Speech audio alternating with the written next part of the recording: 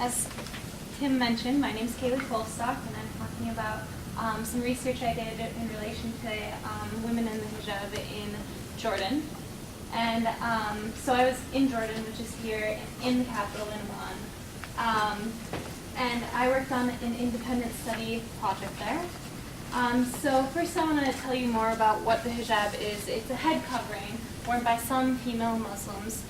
And it's also this Quranic concept, so it's got religious background. It's this concept of modesty, where it's not only modesty in the way you're dressed, but in the way that you're acting and talking. It applies to both women and men. So there are a lot of stereotypes about the hijab. There are these stereotypes that it's like exotic and mysterious, and also these oppressive and backwards stereotypes, that all of these stereotypes are very objectifying. So a lot of people see it as being oppressive, that it's this limited clothing item that's very restrictive and it's forced upon women, and that women who wear it are stupid or ignorant. And the media really presents Muslim women as being backwards and barbarians, as parts of harems, and then there's this Western savior complex where women are used as a rallying point. And this took place, for example, in the war on terrorism, when it was, let's take care of this issue about terrorism, but also look at how these women are oppressed there. We need to go in and save them. Look at, they're wearing this hijab, of course they're oppressed. But it's not inherently bad or oppressive, and historically it's even been liberating. And women actually have tons of reasons why they cite for wearing the hijab when you look at the scholarly literature. And I don't have time to go into all of these ideas, unfortunately, but religious, socioeconomic, cultural, and political reasons. And then there are, unfortunately, these themes of reductionism and essentialism when the hijab is spoken about, where it's either seen as a symbol of oppression or the symbol of liberation. And the literature generally focuses on either one point or the other in a given source.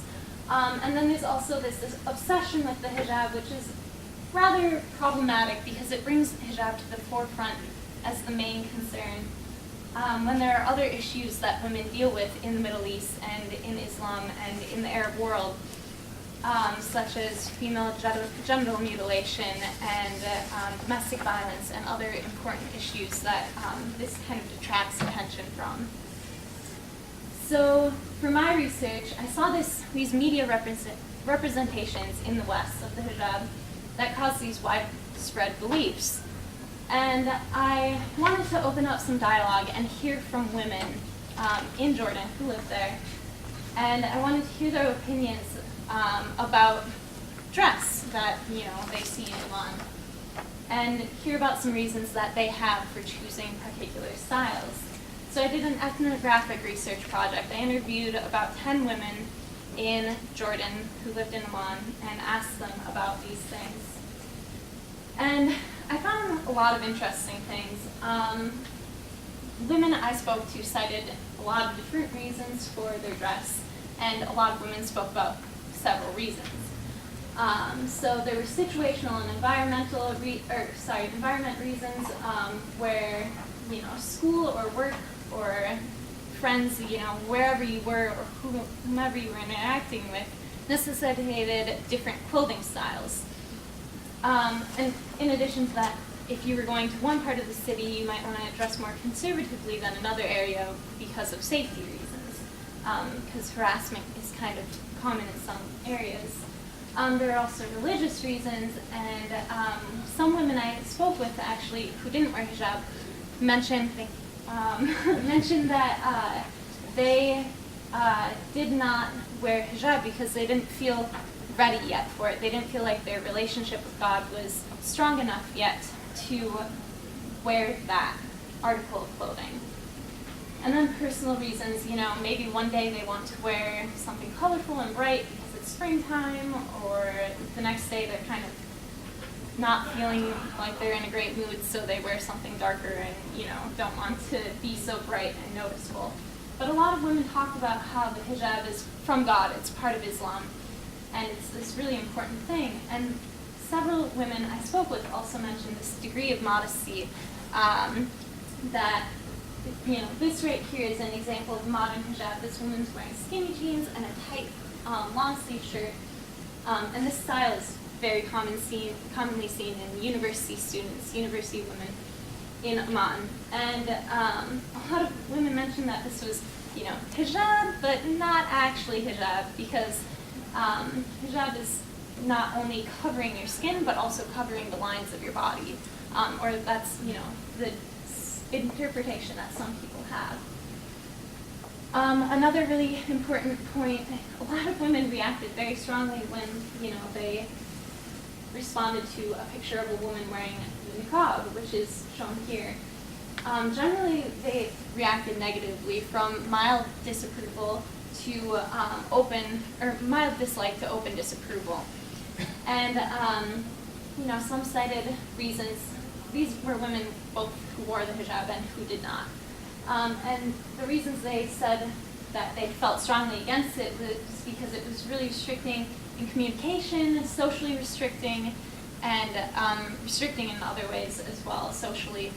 And economically, they said that a woman who wore a niqab might have a harder time getting a job. She might be discriminated against. So, what this all means. I spoke with women in Amman, which is, they're in a very different situation than women in Iraq or women in Jordan that, aren't living in the capital.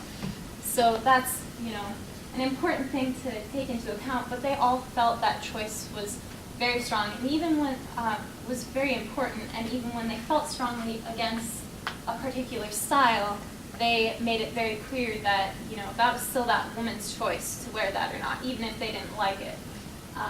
As in the case of modern hijab or niqab.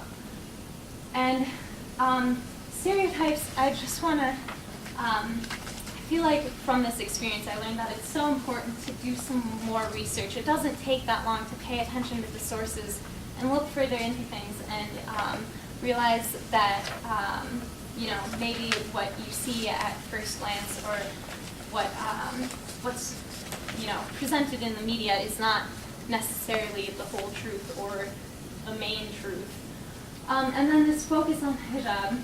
I focus on it because I think it's an important issue in that we focus so heavily on it in the West when it's not the main issue. And I think it's necessary to pay attention to this and realize that this is not the main issue, so that we can devote more attention to other problems that are bigger as far as the oppression of women or women's rights.